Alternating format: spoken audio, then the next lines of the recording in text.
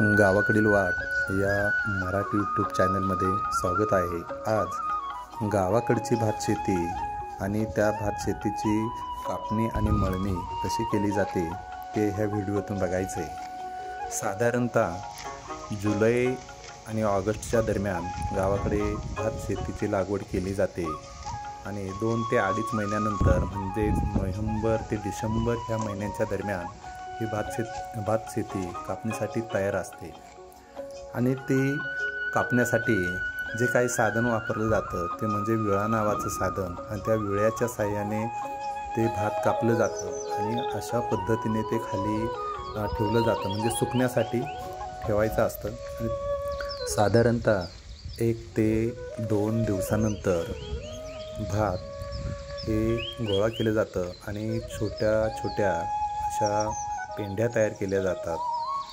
अशा बऱ्याचशा पेंड्या तयार करून ठेवल्या जातात आणि त्या एकत्रित, म्हणजे पूर्वी प्रत्येक शेतकऱ्यांचा एक खळा असायचा आणि त्या खळ्यामध्ये हे सगळं भात तिथं नेलं जायचं आणि तिथं त्याची मळणी केली जायची।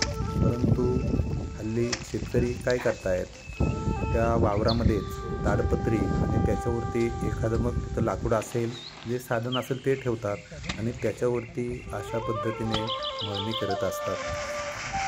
मळणीनंतर उफणणी केली जाते। टोपलीच्या साहाय्याने ही उफणणी केली जाते। टोपलीमध्ये भात घेतला जातो आणि तो भात टोपलीतून अशा पद्धतीने खाली सोडला जातो आणि वाऱ्यामुळे जे काही त्या भातामध्ये असणारा कचरा आहे तो बाजूला उडतो।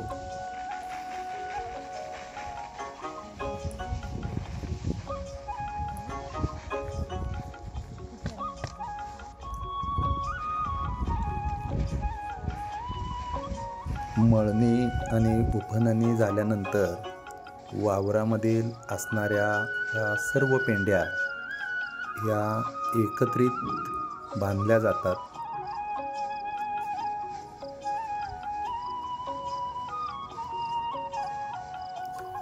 अशा अनेक पेंड्या एकत्रित करून त्या बांधल्यानंतर मोठ्या पेंड्या तयार होतात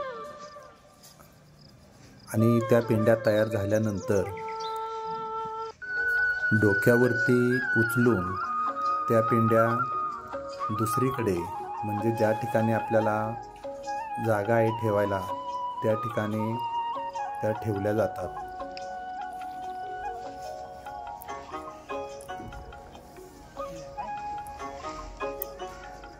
गावाकडे कार्तिक आणि मार्गशीर्ष महिन्यामध्ये भात शेतीची लगबग सुरू असते। सगळे शेतकरी आपल्या भात शेतीची कापणी आणि मळणी करण्यामध्ये व्यस्त असतात। अशा प्रकारे गावाकडे भात शेतीची ही कामे 1 ते 1.5 महिना चालत असतात।